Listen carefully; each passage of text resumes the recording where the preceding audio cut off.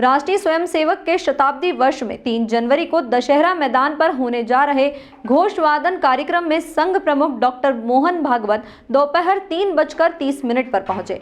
वहीं दोपहर 2 बजे से ही आमंत्रित स्वयंसेवकों का कार्यस्थल पहुंचना शुरू हो गया था। संघ प्रमुख के पहुंचने के बाद ही घोषवादन शुरू हुआ। इस दौरान पूर्व लोकसभा स्पीकर सुमित्रा महाजन, नगरीय प्रशासन मंत्री कैलाश विजयवर्गीय, सांसद शंकर लालवानी, महापौर पुष्यमित्र भार्गव समेत तमाम जनप्रतिनिधि और प्रशासनिक अधिकारी मौजूद रहे। हाथ में कोई स्वर लिपि नहीं है, सब स्मृति में रखकर इतनी सारी रचनाएं बजाना आसान काम नहीं है। संगीत अनुरागी तो सब हैं, लेकिन संगीत साधक सब नहीं है। अपना अपना काम करने के बाद समय निकालकर इसका अभ्यास कर उन्होंने यह प्रस्तुति दी है।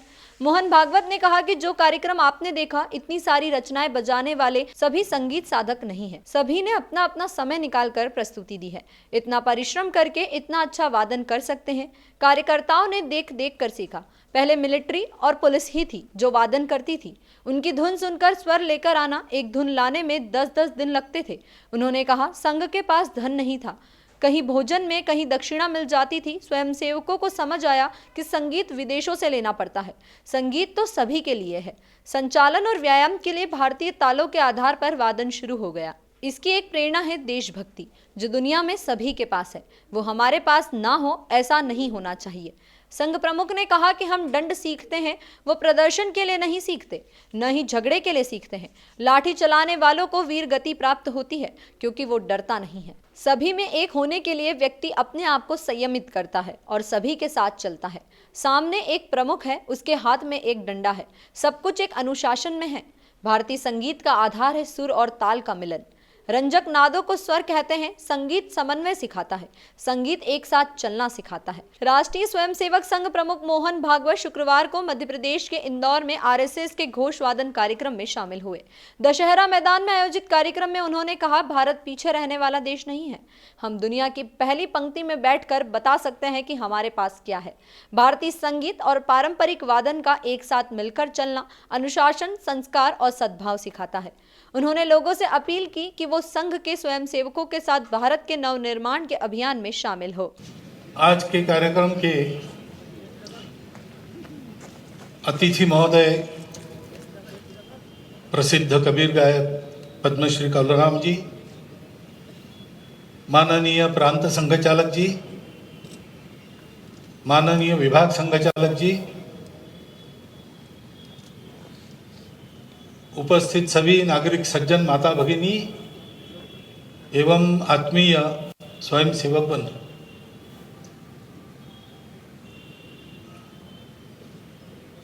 ये जो कार्यक्रम आपने देखा,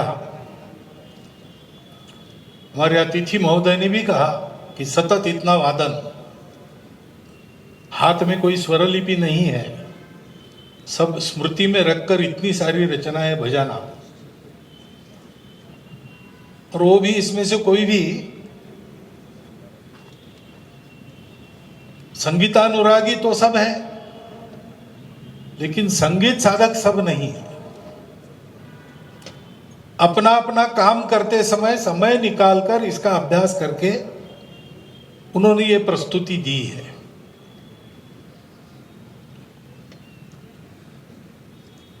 और इसके लिए स्वाभाविक सभी को ऐसा वृंदवादन देखने के बाद आश्चर्य लगता है। आश्चर्य दो बातों का होता है। एक तो ये जो परिश्रम है, ऐसे सब लोग इतना परिश्रम करके इस प्रकार का वादन, इस स्तर का वादन कर सकते हैं, एक आश्चर्य की बात होती है। दूसरी बात होती है कि मैदानी संगीत में, रण संगीत में, मार्शल म्यूजिक में रागदारी बच सकती है,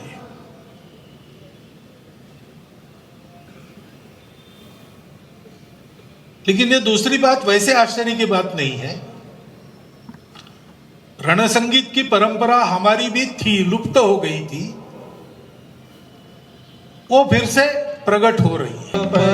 की साधना शून्य से अब शतक पथ पर मातृभूमि की वंदना।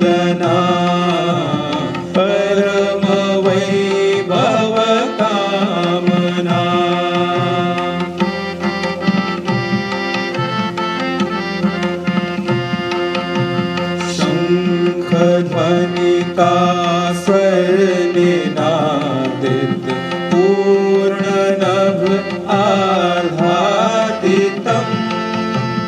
वेणु स्वर से मंत्रमुग्धं हृदय मन आनंदितम् प्रणव पट ध्वंकार गुंजित ताल स्वर संयोजकम्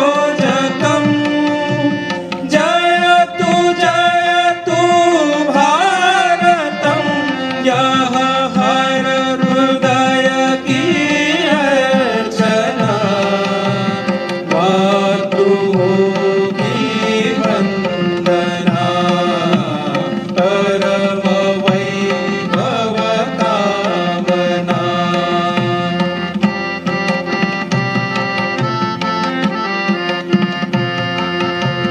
तंत्र काय काम केवल साधनों की पूर्ति हो न्याय शिक्षा स्वास्थ्य भोजन जन सुलभ आपूर्ति हो किंतु जागृत व्यक्ति राष्ट्र हित पुरुषार्थी हो कर्म प्रवणों की प्रतिष्ठा स्वावलंबी सर्जना